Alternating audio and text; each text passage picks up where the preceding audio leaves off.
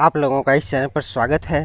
दोस्तों, आज मैं आप लोगों को गाड़ी अगर आप तेज़ गति से चला रहे हैं तो उस समय में कौन कौन सी सावधानियां बरतनी चाहिए उसके बारे में बताऊंगा।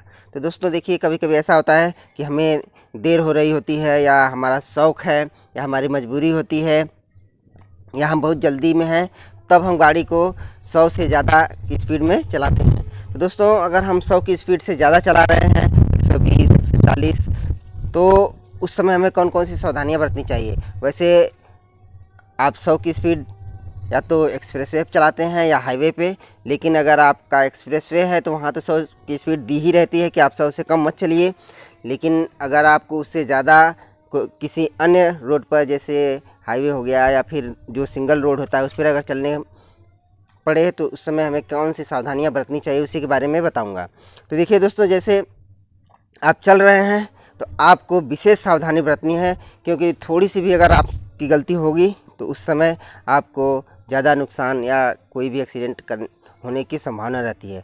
तो सबसे पहले दोस्तों, ये जो आपका टायर है, टायर देखिए, अगर आपका टायर यहाँ पे अगर ये 50%, 50% से ज़्यादा घिसा है तो आप 100 की स्पीड गाड़ी नहीं चलाएंगे। अगर इसको चेक करना है तो जैसे आपने एक रुपये का सिक्का ले लिया और इसमें डाल दिया, इसमें ऐसे देखिए, यहाँ से ऐसे डाल दिया, ये देखिए यहाँ तक है, इसका मतलब 50% तक ये पूरा बिल्कुल सही है।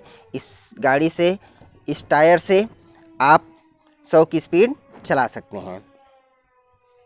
और यह जो 50% मैंने बताया है, आपका टायर सही रहना चाहिए, चारों रहना चाहिए। ये नहीं कि आपका एक है और एक में किसी भी तरह की कोई प्रॉब्लम है तो उससे एक्सीडेंट हो सकता है, उससे आपको नुकसान हो सकता है। तो इसलिए आप चारों का चारों जो आपका टायर है वो 50% सही होना चाहिए। और उसमें देखिए दोस्तों, वो कहीं भी पूरे चारों टायर में कहीं भी कट का निशान नहीं होना चाहिए।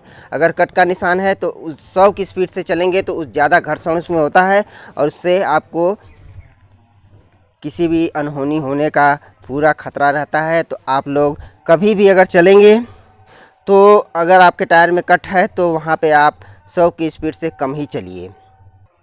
दोस्तों, हमारे यहाँ, हमारे देश में अभी कंक्रीट की सड़कें बन रही हैं, और कंक्रीट की सड़कों पर चलने के लिए हमारे जो गाड़ियां होती हैं उस पर उनके जो टायर होते हैं उतने अच्छे नहीं हैं कि वो कंक्रीट पर चल सकें।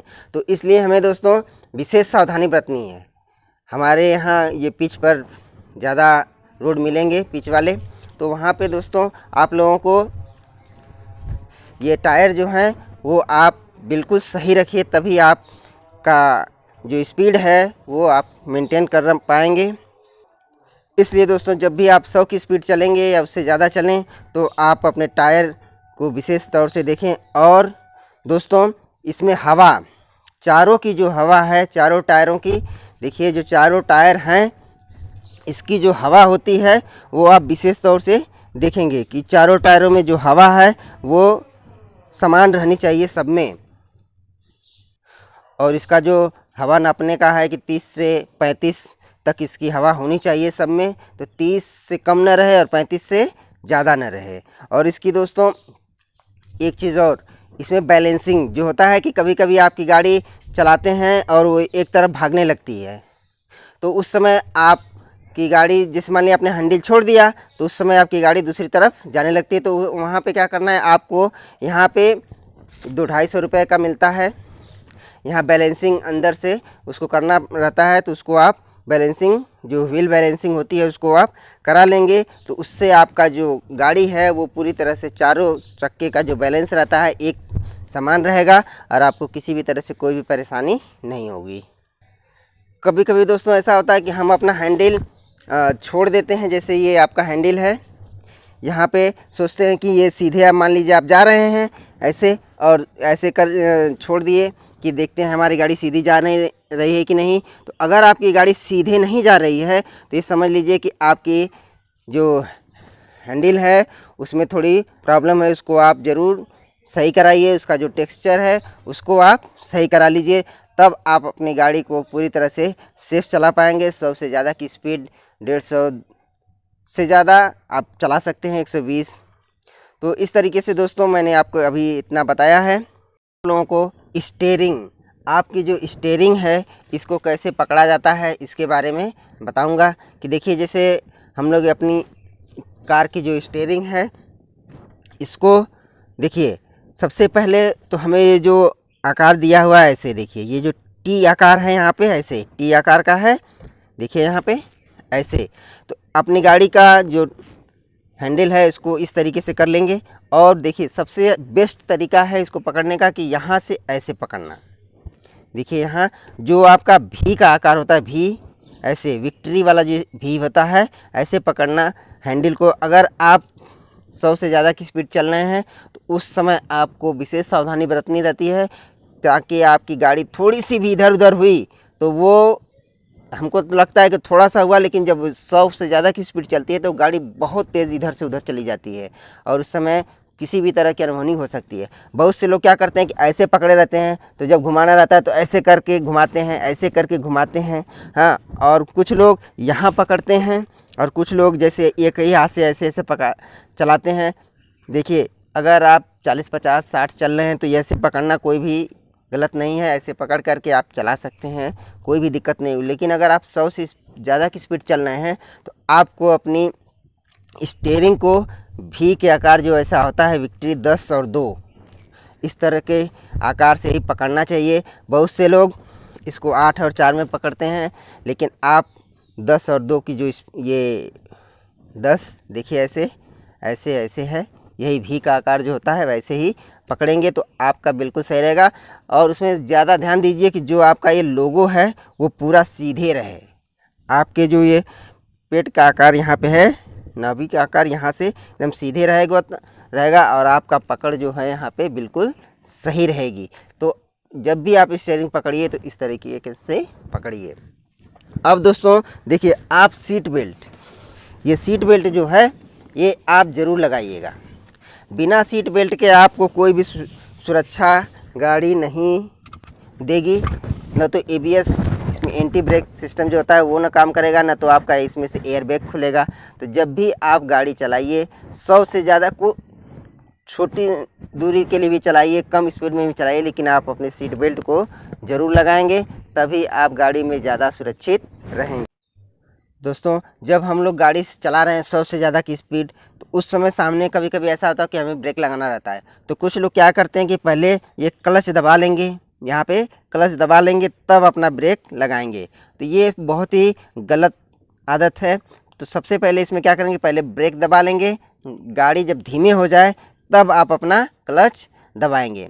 कभी कभी ऐसा होता है कि आपको क्या करना है कि थोड़ा सा बहुत रुकना रहता है, तो उस समय आपको क्लच दबाने की ज़रूरत ही नहीं है। आप ब्रेक दबाइए और फिर ब्रेक को छोड़ दीजिए और एक्सीलेटर दबा करके आप आगे निकल जाइए। इसमें कोई भी ये नहीं है कि नहीं हमें क्लच दबाना है। क्लच तो उस समय दबाना है जब आपको गाड़ी एकदम रोकना रहता है, तब आपको क्लच दबाना है। और दोस्तों, कभी कभी लोग क्या करते हैं कि अपना जो ये गियर है, जब गाड़ी ढलान पर रहती है तो गियर को छोड़ा देते हैं, सोचते हैं कि हमारा डीजल बचेगा, पेट्रोल बचेगा, लेकिन वो बहुत ही गलत आदत है, गंदी आदत है। उस समय अगर हम गियर छोड़ा देते हैं और हम ब्रेक लगाएंगे जब अपना, तो ब्रेक तो लगेगा, लेकिन गाड़ी की जो स्पीड रहती है, जो उसका पर दबाव रहता है, वो पूरा उस पर पूरा गाड़ी पर आता है, आप उसका कंट्रोल नहीं कर पाते हैं। तो दोस्तों, जब भी आप लोगों को चाहे ढलान पे से अगर गाड़ी उतर रही है तो क्या करेंगे कि अपना गियर को ये है इसको नहीं छुड़ाएंगे। इसमें जो भी एक नंबर 2 नंबर जो भी आप लगा रहे हैं उसको लगाए रहेंगे। इसके बाद तब आप अपना ब्रेक और क्लच जो भी दबाना है जैसा रहेगा वैसा दबाइए। और दोस्तों, सबसे मेन कारण जो हमारे एक्सीडेंट होने या किसी भी तरह की अनहोनी होने का, वो है डिस्ट्रैक्शन।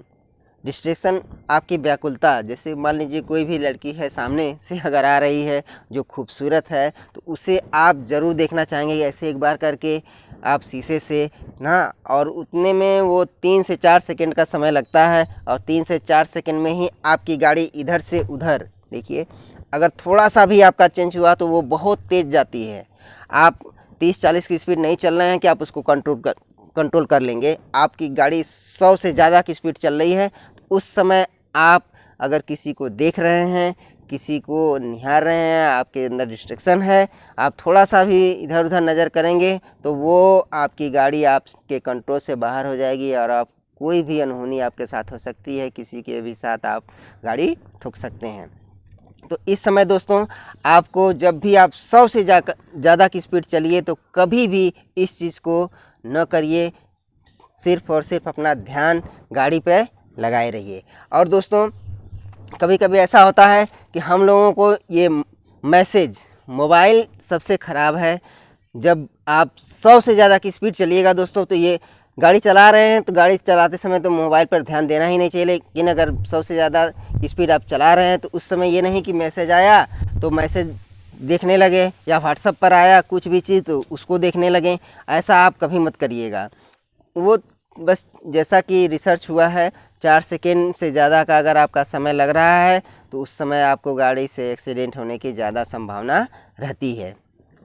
अब दोस्तों आता है म्यूजिक सिस्टम। म्यूजिक सिस्टम भी ऐसा हो गया, पहले तो गाड़ियाँ आती थी ऐसी कि आपको मोबाइल से आपको नहीं करना पड़ता था, उंगली से दबा करके उसको चेंज करना पड़ता था, तो क्या होता था कि उसमें आपको समय ज़्यादा लगता था। लेकिन अब तो मोबाइल में आ गया, आप कोई दिक्कत नहीं, म्यूजिक सिस्टम में कोई भी इतना परेशानी की नहीं ज़रूरत है। हाँ, लेकिन आप विशेष ध्यान रखेंगे कि म्यूजिक सिस्टम में भी आप ज़्यादा से ज़्यादा उसको एक तरह से लगा कर छोड़ देंगे और उसमें ज़्यादा आप साउंड जो उसका होता है, साउंड जो आवाज़ होती है वो ज़्यादा इस आवाज़ आपके कानों में न रहे, आप उसका साउंड ज़्यादा न रहे, मीडियम रहे, जितना कि आप उसको सुन सकें। जितना कभी कभी ऐसा होता है कि ज़्यादा तेज़ आवाज़ रहती है तो हमें अन्य चीज़ भी नहीं सुनाई देती है, तो उस पर भी ज़्यादा आप कंट्रोल करेंगे। और तीसरा जो है कि आप कभी भी जो गीली सड़क है, गीली सड़क पर भी आप कभी भी तेज़ गति से गाड़ी नहीं चलाएंगे। गीली सड़क पे आपको चलाने में थोड़ा मज़ा आता है कि झिझर झिझर करता है और धप धप करता है, तो उस समय बहुत अच्छा लगता है, टायर से आवाज़ जब आती है तो बहुत अच्छा लगता है। लेकिन अगर आप तेज़ गति से चल रहे हैं तो वो आपके लिए नुकसानदेह, गाड़ी स्लिप भी कर सकती है। स्लिप करेगी तो उस समय पता नहीं चलता है कितनी तेज़ गति से आपकी गाड़ी चलती है, और स्लिप जब करेगा तो आप उसको कंट्रोल नहीं कर पाएंगे। और दोस्तों रात के समय आप कभी भी, रात के समय देखिए, मैं फिर से कह रहा हूँ कि रात के समय आप गाड़ी कभी भी तेज़ नहीं चलाएंगे। आप गाड़ी बिल्कुल सही चला रहे हैं, लेकिन आपके सामने अगला बंदा क्या कर रहा है ये कोई नहीं जानता। उसके दिमाग में, उसके दिल में क्या है, वो किस तरह से गाड़ी चलाएगा, कब सामने आ जाएगा, किधर से कोई आ जाएगा, गली से आ जाएगा, किसी दूसरे रास्ते से आ जाएगा, तो उस समय भी आपको विशेष सावधानी बरतनी है। रात में क्या हो सकता है, रात में तो सामने भले आपकी लाइट पूरी जल रही है लेकिन सामने तक दिखाई नहीं देता है, गड्ढा भी रहता है तो भी नहीं दिखाई देता है। तो उस समय आप विशेष सावधानी बरतेंगे कि गाड़ी को बहुत ही कम स्पीड में चलाएंगे।